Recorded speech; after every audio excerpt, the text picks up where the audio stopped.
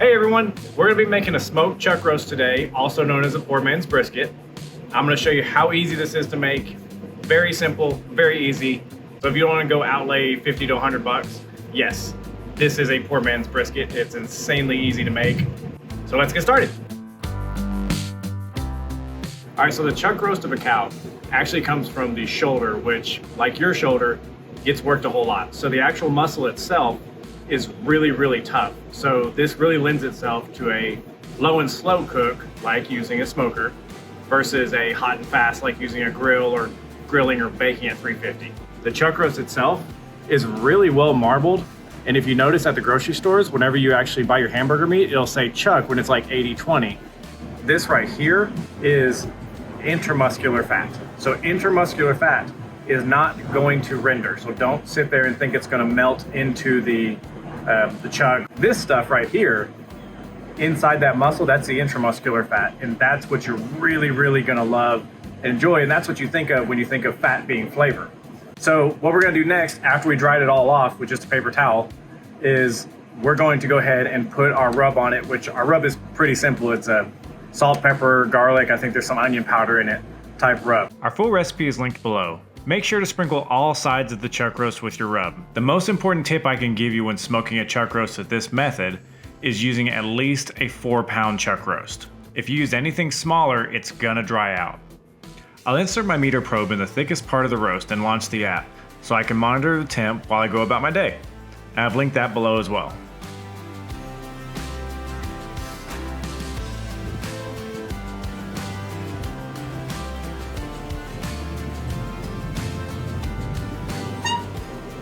So after you put it on the smoker, what you want to do is just go at 225, and we're going for an internal temperature of about 170. I typically, with a bigger piece of meat, go a little bit higher, but with a smaller piece of meat, I don't want to dry it out. We're going to do butcher paper with it so we don't kill the bark candy that we have, and then we just go from there.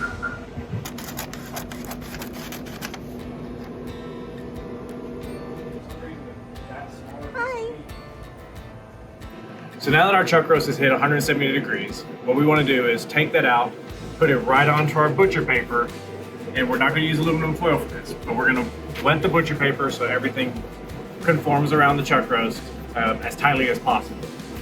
And then after we double wrap it, we're going to throw it back on, let it go to 195, and then I'll tell you what to do next. Now it's time for the reveal.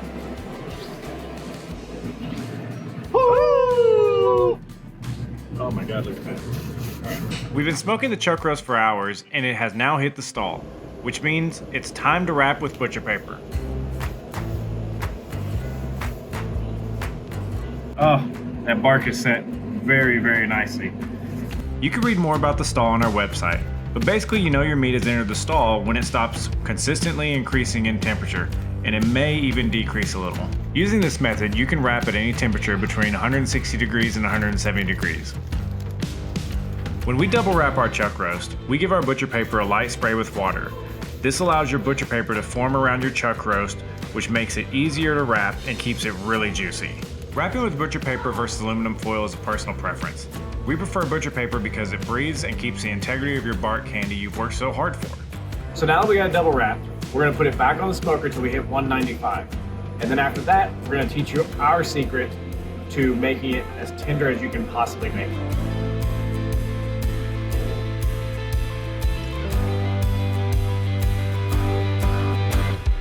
Once we get the meat to 195, what we're gonna do is we're gonna hold it at 108 degrees in our smoker. Now you can do this in your oven because smoke at this point doesn't matter. It's wrapped, smoke's not getting to it.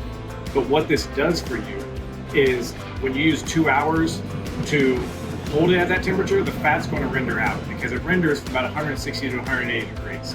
That's meat science. So once you do this, after you pull it out, you can actually eat. You don't have to go through the resting period. This is what we use for the resting period. So if you do it this way, you're going to get the best results. It's going to be the most tender, and you're going to love it. All right, so now that we've been resting it at the 180 degree mark in the smoker for 2 hours, we're gonna go ahead and take it out, unwrap it, and slice it up.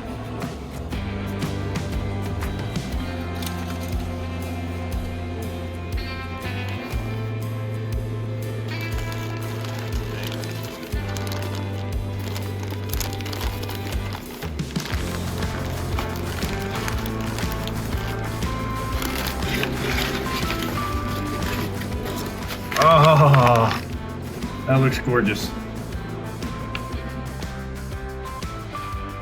Oh, I still got the bark. Nice.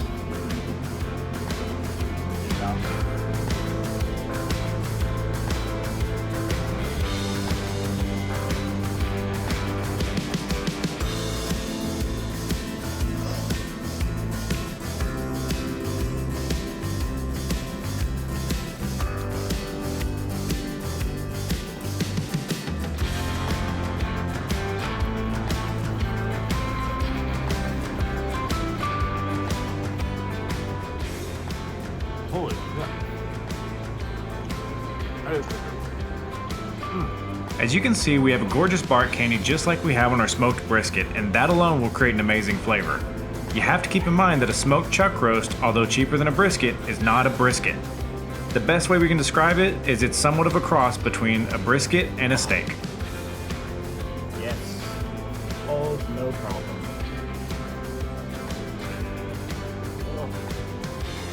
Holds together. Chuck roast that holds together stays together. Yep.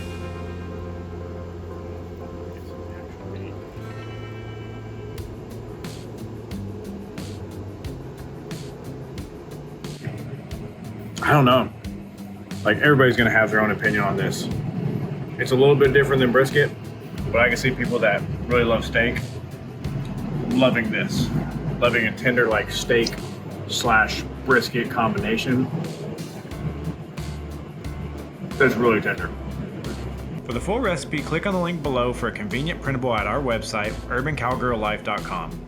And if you love this video as much as we love making it, be sure to smash that like button and subscribe so you don't miss our delicious recipe videos when they're released. And if you have any questions or comments, leave them below and we'll make sure to answer them. Until next time,